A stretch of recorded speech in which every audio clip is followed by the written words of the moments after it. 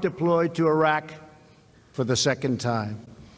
While he was there, Patty went into labor with their third child, and Mark was with her by phone when their beautiful baby girl was born. Together, they named her Hope. Just a few months later, Mark was on a mission near Baghdad when he was tragically slain by a sniper's bullet. Today, Hope is 13 years old. Although she never had the chance to meet her great father, she can feel his love wrapped around her every single day. And when Patty puts her children to bed and kisses them goodnight, she can see Mark's legacy beaming back at her through their bright and glowing eyes. Thank you so much.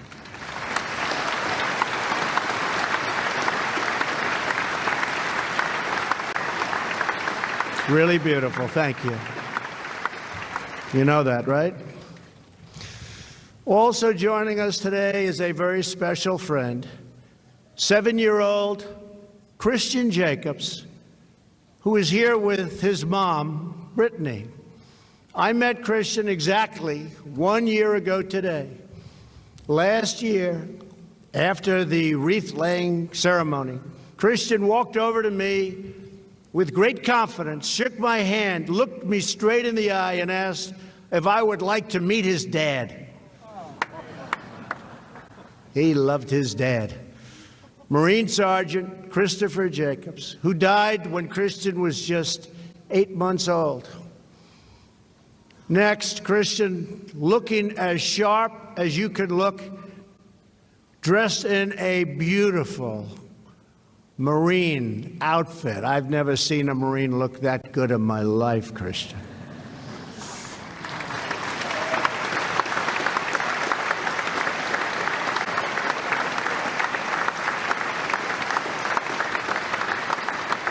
He wanted to look good, he told me, as a tribute to his father. And he led me to his dad's grave, and we paid our respects together. It was a moment I will always remember. Christian, I want you to know that even though your father has left this world, he's left it for the next. But he's not gone. He'll never be gone. Your dad's love, courage, and strength live in you, Christian. And as you grow bigger and stronger, just like him, so too does your father's incredible legacy. So thank you both. That's so beautiful. Thank you. Thank you.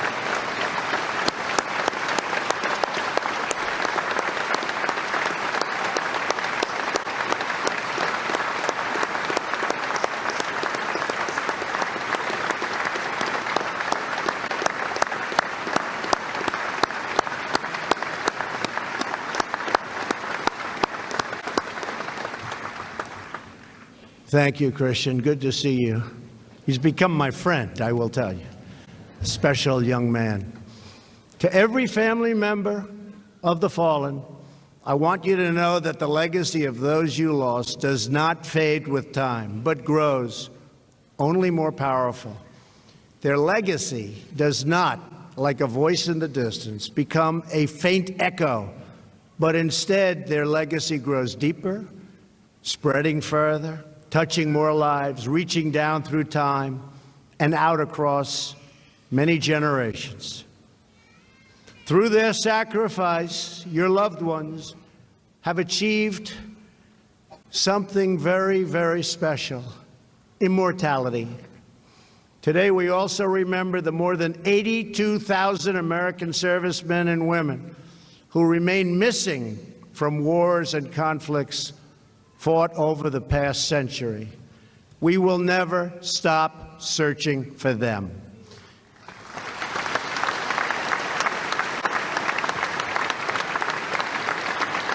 And whenever possible, we will bring them home. We pledge to remember not just on Memorial Day, we will always remember them.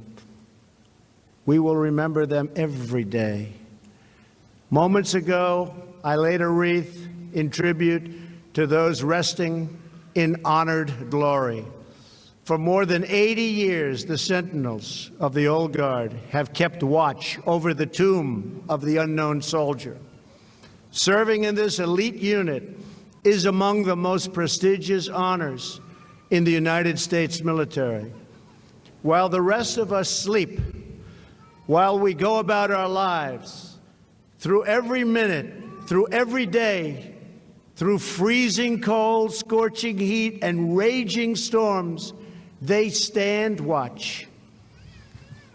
Even when the earth shook beneath their feet on 9/11 and smoke from the Pentagon darkened the sky above these tree-lined hills, here they remained faithful at their post, eternal on guard.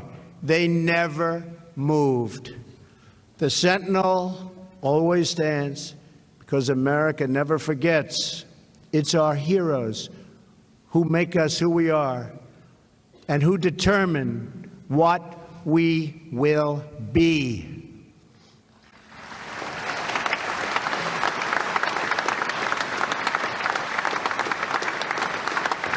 Our fallen heroes have not only written our history, they've shaped our destiny. They saved the lives of the men and women with whom they served.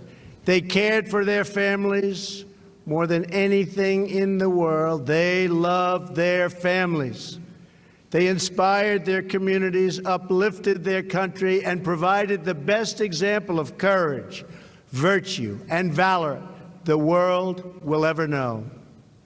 They fought and bled and died so that America would forever remain safe and strong and free. Each of the markers on that field, each of the names engraved in stone, teach us what it means to be loyal and faithful and proud and brave and righteous and true. That is why we come to this most sacred place. That is why we guard these grounds with absolute devotion. That is why we always will remember. Because here, on this soil, on these grounds, beneath those fields, lies the true source of American greatness, of American glory, and of American freedom. As long as we are blessed with patriots such as these, we shall forever remain one people, one family, and one nation under God.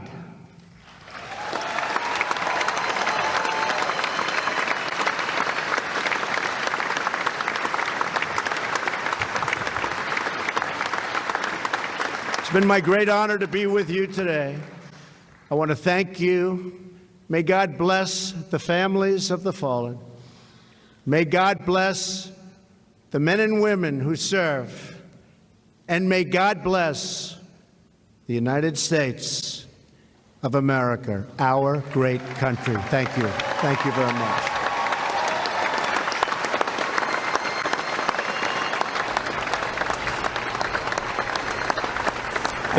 The Commander-in-Chief addressing the country on this Memorial Day from Arlington National Cemetery, and in doing so, addressing the families whose loved ones paid the ultimate sacrifice. President Trump saying to those people, today we ask God to comfort your pain, to ease your sorrow, to wipe away your tears. The president standing there in the middle of Arlington National Cemetery saying those who have paid the ultimate sacrifice are faithful, proud, brave, righteous, and true. Yeah, he talked about all of the individuals there showing courage, virtue, and valor. I thought it was specifically, poignant that he talked to the families and he addressed the family members that are there. And of course, those family members very familiar with this. Let's pause.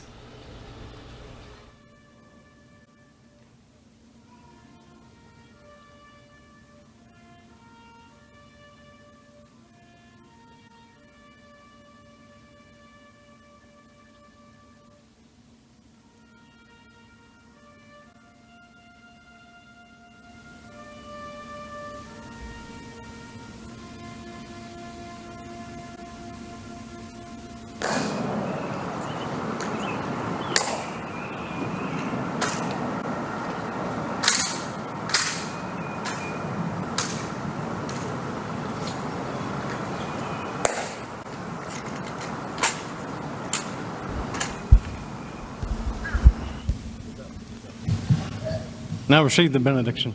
The playing there of taps, one of the more beautiful songs you could hear, especially on this day as the proceedings continue there at Arlington National Cemetery. President Trump, the Defense Secretary Jim Mattis on the right side of your screen. Let's bring in Congresswoman, former Air Force fighter pilot Martha McSally. She's also running for the United States Senate. Just got back as well from South Korea a few hours ago as she traveled to that region and to the DMZ. Congresswoman, your thoughts after listening to the Commander-in-Chief? Well, I can't help listening to taps. It just moves you each time. And I thought President Trump did a wonderful job in his speech of the solemnness and the compassion and also the gratitude that he conveyed as a leader, especially to the families who, for them, every single day is Memorial Day as they're missing their loved ones right now. So I really thought it was spot on, the right message, a very inspiring message, and one that is honoring those who gave the last full measure of devotion for our freedoms to have a day off today and spend time with friends and families like many people are. And we talk about those who have given the ultimate sacrifice. One thing that the president got into in his speech, we even had a couple guests on today talking about it, the 20,000 children all across this country who have had loved ones killed in the line of duty. The president in his speech making sure to point out a few of them. Yeah, I can't even imagine. I mean, I lost my dad when I was a kid, not from combat, and being raised without your father or your mother and knowing that they sacrificed their life for your freedoms. There's certainly a positive in that. As you see, some of them are even going on to serve in the military, which is just extraordinary. But there's a cost and a loss that comes with not having that parent through all the critical stages of your life. And so this cost is very high for those children who every day maybe don't even know their parent or are missing them every single day.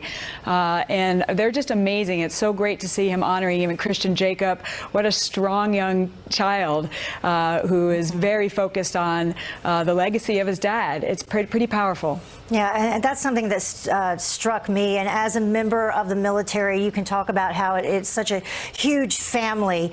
There was the Marine Lieutenant Colonel David Green that he talked about. He was a Marine helicopter pilot who lost his life, and his son Wesley, who is following along in his dad's footsteps as well. It's just amazing. I mean, look, for those of us who often, we come back wondering why is it that we came back and our other colleagues did not, our other, fellow warriors did not. We have been at too many services handing flags to those loved ones. Yeah. The cost is very, very high, but the legacy is there. We want to give honor where honor is due, and today is the day to do that. But every day they're missing their loved one. Well, thank you so much for joining us. We appreciate it. It's quite remarkable. Yeah.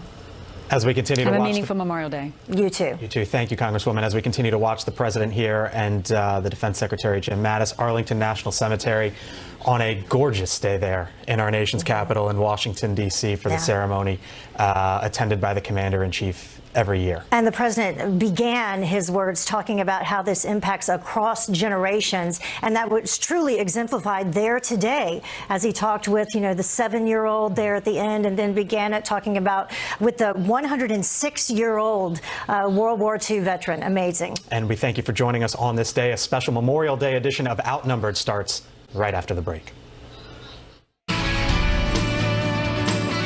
President Trump putting more pressure on lawmakers to pass stricter immigration laws and spotlighting his administration's efforts to end gang violence across America during a roundtable discussion in New York last week. The president also doubling down on his harsh description of MS-13 gang members despite backlash from Democrats. Watch. MS-13 lives by the motto, kill, rape, and control. I called them animals the other day, and I was met with rebuke. They said, they're people. They're not people. These are animals. And we have to be very, very tough. This as lawmakers on Capitol Hill grapple with whether to take another stab at immigration reform, including a DACA fix ahead of the midterm elections. The GOP conference plans to hold a 2-hour conference on June 7th to try and hammer out a way forward. So Harris, my question about this goes to you first. We had the summit at the White House last week. The president brought in a bunch of governors from border states to talk about this issue of immigration. What struck me was Susana Martinez, who is the governor of New Mexico, said, look, we have immigration problems in New Mexico because we're a border state, but the issues that happen here also affect states throughout the country. And I think that's what the president is trying to get Congress to work on. Well, you know, Congress has never wanted to work on this. I don't care what the configuration is, because it's just too politically explosive. Yeah. So I do think that it's interesting that really this president has had to threaten a shutdown. And by the way, that's not even original material, because as Chuck Schumer of New York did, he was willing to do it over some of the issues of immigration. But, you know, the president leading on this issue is really what it's going to take. And I don't know if he's willing to compromise with Democrats and what that will look like. But he wants his wall. So we have seen recently Diane Black of Tennessee, who used to chair the Budget Committee and knows a few things about how to spend our money, has started this Border Act, which can collect public funds to pay for the wall. It's like crowdsourcing for your own backyard fence. Right? And she says that the necessity is that you can get it quickly so people can begin to feel what security looks like and is really tangible in their lives. That's important to this debate, because when these men and women run on Capitol Hill again, they'll have to run against the actual feeling of security. The most important thing, every illegal immigrant in this country today that's law-abiding should be championing a wall, because that is the next step for them to find their way to be here legally. Regardless of whatever that step is, Republicans have said for decades, you know, secure the border and then deal with who's here. So every illegal immigrant in this country should see the wall as a positive, something to help them in their next step to figure out what their status will be. That's been the position of the Republicans. I think President Trump holds that position, and I don't understand the actual push against the wall beyond rhetoric. Well, and the ball is moving, because a judge recently decided that they can continue to take, for instance, DACA recipients. And so that the ball is moving on those things that have not been dealt with, like visa, so on and so forth. And to that point, Kennedy, immigration reform is a very broad, very big bubble, which includes a lot of different specific areas. And it seems like the reason it fails every time is because they try to do too much at once, when the MS-13 problem is very different than the DACA recipient problem. And yet they seem to try and tie everything together, and they're completely different and require different, separate issues and pieces of legislation on the Hill. That's absolutely right. And these things may be correlated, but when an entire piece of immigration legislation fails, it all falls apart. And, it's like having your souffle implode and also burning your pork chops at the same time. No one wants that. Everyone can live without a little bit of dessert, but you need your meat. I think I'm right about that, Joey. When I look at the wall, I wonder, okay, so what happens if it doesn't work? What if this is just a distraction or a false sense of security when, really we should have taken care of these other things? And I think you're absolutely right. You have to take care of them almost separately and one thing at a time. And I don't think Congress has been very good at prioritizing what we need to do first. Congress isn't doing anything on the Republican side. That's right. President Trump has every right to be angry at them. No funding in that giant, hideous omnibus spending bill for a new wall. Should he have vetoed that, Dagan? He should have. And you know what? If he alienated his voters, it's when he signed it. I heard more outrage on social media over that. And the bigger issue was Congress has the power of the purse, and they didn't do anything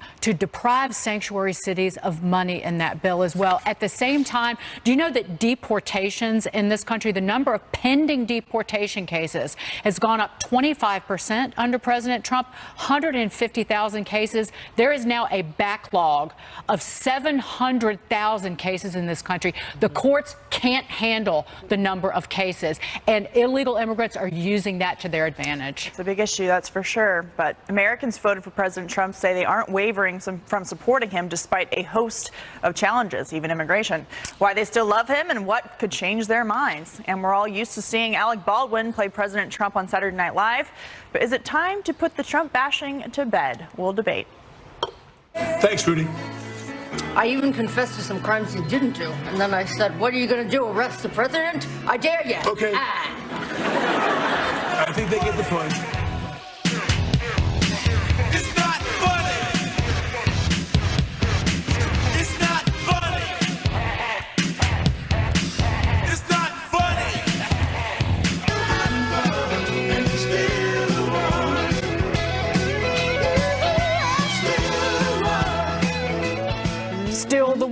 President Trump is when it comes to his supporters. Despite a host of challenges, USA Today spoke with people who voted for the president about why they haven't wavered and what could shake their faith in the president. One supporter quoted saying, "I believe our voices are part of those forgotten Americans whom President Trump touched during the 2016 election." Another quoted saying, "From giving our military the flexibility and tools to wipe the Islamic State of Iraq and Syria off the map to reshaping the judiciary for a generation, President Trump has delivered on my expectations." One supporter also quoted saying, "There are a number of things that would make me stop supporting Trump, but so far the main reasons for my dissipating support are his incessant childish tweeting and his travel bans." Joey, I'm going to go to you first because, again, even people who didn't vote for President Trump look at him and say, this is a man who actually believes in standing by his promises on the campaign trail. And people are really dumbfounded by it because no other politician does that. It's simple. People, they don't trust the media. They don't necessarily trust us. They don't trust the swamp. But President Trump does things in such a fashion that it's easy to trust he believes what he says. A good example last week, he spoke about the North Korean summit and said that he believed that the president of China had maybe sabotaged that. And in that moment, you believed every word he said, that he was just thinking it through right there in front of the world. And that type of candidness and that type of straightforwardness is something that really, you know, it'll bring me back to the polls, and it brings average Americans back to the polls. And Katie, if you go through the list of what he has accomplished, it's why he gets so incensed about things like the wall, which isn't getting done. And that was one of the tent poles in his campaign. But tax reform, rollback in regulations, moving the U.S. Embassy in Israel to Jerusalem, pulling out of the Iran deal, and really taking on trade through some of these tariffs. Economists hate him, but Trump doesn't care. Yeah, well, you know, let's take this a step further. You know, his supporters have always been the base, which he even said on the campaign trail, look, I could do a lot of bad things, and they're not going to leave me. That up. Yeah, I'm going to clean that up a little bit. I could do a lot of, you know, shoot someone on Fifth Avenue. But to his credit, I think people who were Trump skeptical, and maybe still are pretty impressed with the things that he's done in terms of keeping his promises and doing things that people haven't done before, and saying, look, I'm not really concerned about all of the PC culture, everyone on Capitol Hill calling me, because it might affect the way that they are not keeping their own promises that they have been saying to their constituents for years on end in their own campaigns. So I think people who maybe voted for him or didn't vote for him, who are right-leaning or at least independents who want to see things getting done, they also see the vitriol on the left and go, look, you guys say Trump is crazy, but you're being crazier and you're pushing more people into his corner by the way that you're behaving. It's interesting that you mentioned the U.S. Embassy. So I was in Jerusalem for that recently, and on the front page of the Jerusalem Post, the day that we moved officially our embassy and unveiled it from Tel Aviv to Jerusalem, said promises made, promises kept, with his face only on the Jerusalem Post. Yeah. And the posters, you know those flag things that they put out for like the 4th of July and they hang from all the street lights all over America? Well, they had those throughout Jerusalem as well that said, Trump, make Israel great, make Jerusalem great. It's interesting because those people who may or may not have voted, who have dual citizenship, maybe they don't, they just have relatives who are citizens here in America, do see it based on results more than anything else. It's interesting because it's sort of a predictable unpredictability, and people now know what they're getting from the president. The unpredictability was the thing that put a lot of people off. A lot of those people voted against Hillary Clinton, and some of those people are starting to come around, and we're seeing the president's approval ratings tick up because, you know, it's true. Even if you don't agree with the president, if he's not your guy, there is something refreshing about a politician who has a list of things that he wants to do that he talks about on the campaign trail and then obsessively goes after them. And if there's one aspect of his legacy that I hope other politicians adhere to, it is that if you're going to talk about things, if you're going to make promises, at least try. That is a compact. That is a contract with the country when they elect you, and do whatever is in your power in order to accomplish those things, even if you get some pushback. If you know it's right and you believe in it and people give you the thumbs up and pull the lever, then you better do it. Yep, absolutely. Completely agree. High five. Hashtag absolutely on the couch right here from the ladies. There we are. I will take it. Well, most of us have seen a whole lot of this. Watch. Am I the only one that sees that guy? Dad, are you okay? Don't stop believing. Hold on to that feeling. Alec Baldwin playing President Trump in the latest Saturday Night Live spoof of El Presidente. Bob Mueller getting the Robert De Niro treatment. But are the Trump-bashing jokes getting old? Little Sopranos in there as well. Several media outlets and even funny man Jimmy Kimmel seem to think so. Vice News recently published a piece titled SNL Cold Opens are unfunny elitist pieces of liberal propaganda.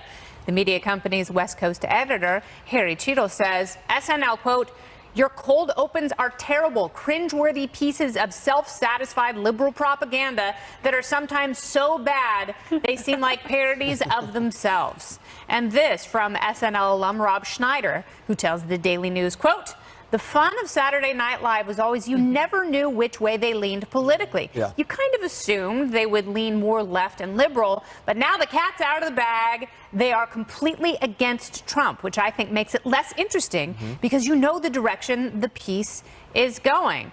Rob Schneider has gotten a lot of heat for that statement, but he's absolutely right. If you're taking things apart objectively and looking at the way comedy is supposed to operate, it's not that. You should know exactly what the punchline is going to be at the beginning of the sketch. Well, people are tired of being shamed away from their convictions and shamed away from having any type of opinion that may upset someone. People are just tired of that constant pressure over their head, especially conservatives, but just people in general. I know Rob Schneider. I know the whole Happy Madison crew over there. They're great people. They're funny, and they care about the product they make and just giving people an opportunity to break away, laugh, and have fun over something silly. And SNL used to have some of that. You know, the Jimmy Fallon "Ooh" skit is still really funny, and there's no politics involved there. You know, it's making fun of us as people. That's where the camera should be focused. If you think, being a connoisseur of comedians, even when I was little, listening to Richard Pryor in my bedroom by myself wearing headphones because, well, of the cursing. That's where you learned it, David. It is. Richard Pryor, when I was 12 years old, taught me how to curse.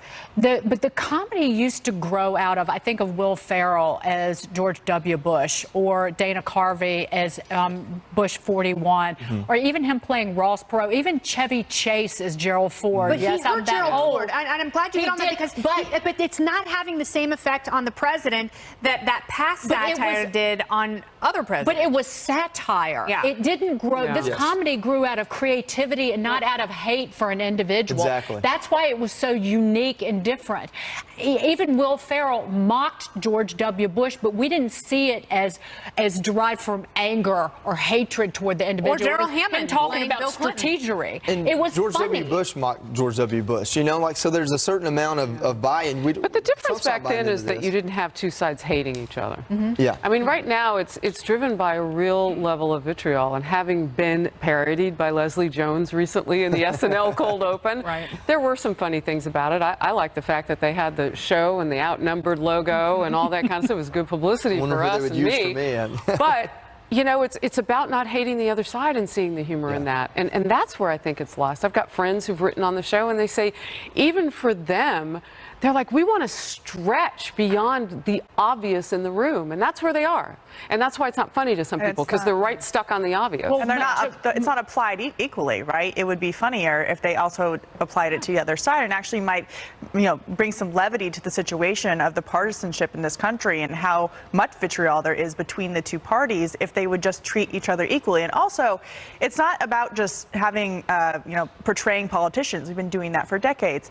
It's the moral superiority that someone like Alec Baldwin takes in playing Donald Trump and essentially calling the people who dare to support him stupid. So it's about lecturing Americans who chose to pull the lever for him, not necessarily just about putting on a funny skit on Saturday night. And we know point was, you know that Alec Baldwin hates Donald Trump. It's not as much fun to watch, and you don't want to get beaten over the head by someone's moralizing message when you're watching something that's supposed to be a just really quickly, comedy. one of my favorite comedians of all time, may he rest in peace, was Don Rickles. And there was no one greater at insulting somebody, but you know what? You knew at the end of the day that he really loved all these guys he was making fun of. Yeah. But he That's the took thing. shots like nobody on the planet, but it was hilarious. And the guys he was insulting were sitting there with tears in their eyes, even Ronald Reagan. And even Richard Pryor said all is forgiven if it's funny. All right, lots of college graduations this month. As those young people head out into the world, they may get quite a wake-up call. Whether liberal bias on campus is a growing problem and does it help them succeed? We'll debate next.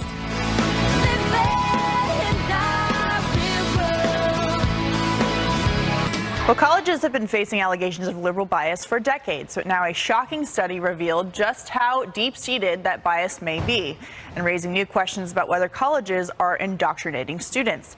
The National Association of Scholars studying top-tier liberal arts colleges in America and finding the Democrat-to-Republican ratio among professors is more than 10-1. Wow. The ratio is even higher, nearly 13-1, when 2 military colleges are removed from that sample. And also, check this out, nearly 40% of these colleges have no registered Republican faculty members. So, Joey, West Point is pulling the ratio up a little bit, but the rest of them don't have many GOP or conservative professors, not to mention commencement speakers. You know, it's funny. I went to Georgetown University in D.C., and I am very much conservative, and my experience there was pretty good. I had the kind of the benefit of having adjunct professors that would leave the White House and come teach. But there were a lot of instances where, you know, my military service was all but a negative in that classroom. I was certainly called out for having my my college paid for, as if that made me some privileged guy. And so little things like that would happen. I was lucky I went with a group of veterans through school most of my time there. But you can see it. I was there during the Sandra Fluck days where, you know, there were protests and things on campus. We couldn't get anyone to show up for Memorial Day 10K, but everyone showed up for her. And you feel it, and it grounded me in my beliefs and how I feel about things. It showed me that you can act from a place of more than emotion, because I had to craftfully write every paper to not devastate the professor's feelings. Yeah, when you say, you know, you had to really solidify what you believe in. Absolutely. And isn't that the truth, Kennedy? I mean, this is about, college is supposed to be a place where you have a diversity of thought and you're learning about new things and different things. But when it comes to the faculty and the people teaching, they have one point of view. And as you just said, you have to tailor your own belief system inside the classroom to make sure that you graduate with a diploma. Yeah, and at some of those ultra-leftist colleges like Evergreen and Berkeley, if you have a slightly divergent opinion, even if your opinion is still pretty far left, you will get shouted down. You will get shouted off of campus. And we've seen that time and time again. And there are a couple choices here. I mean, one, you know, we're going to talk about this on Steve Hilton's show this Sunday night, but I'm a big advocate for school choice. I don't think parents have enough choice when children are young. And also, parents can encourage their children to go to trade schools, you know, and actually earn money and be responsible, be autodidacts and educate themselves. You know, you can have a wonderful trade school experience and make a bunch more money and not have student debt. And the other thing is, if you're an alumni member and you feel that your school has gone way leftward, stop giving them money. Right. And that's what will really make a difference, because they hire massive amounts of administrators and abuse the money that they're given. And Harris, in terms of the question on the other end, right? When you go to college, it used to be you're going to college so you can have a career at the end of the day, that you can have a skill set that you build up through your academic studies. The big question now is, when we have one viewpoint across the board teaching in colleges, what are those degrees worth? And on the other end, with a record number now of student debt, the trillions of dollars, is the return on investment worth it based on what they're actually teaching in the classroom? So I think it will be worth it if you can get everybody on campus, you know, to accept dissenting voices. It's really important. How can you have a society that only likes what it likes and vilifies the other side? And you talk about advocacy for different groups in this country, like the hashtag Me Too moment. You can't just advocate for the women you agree with.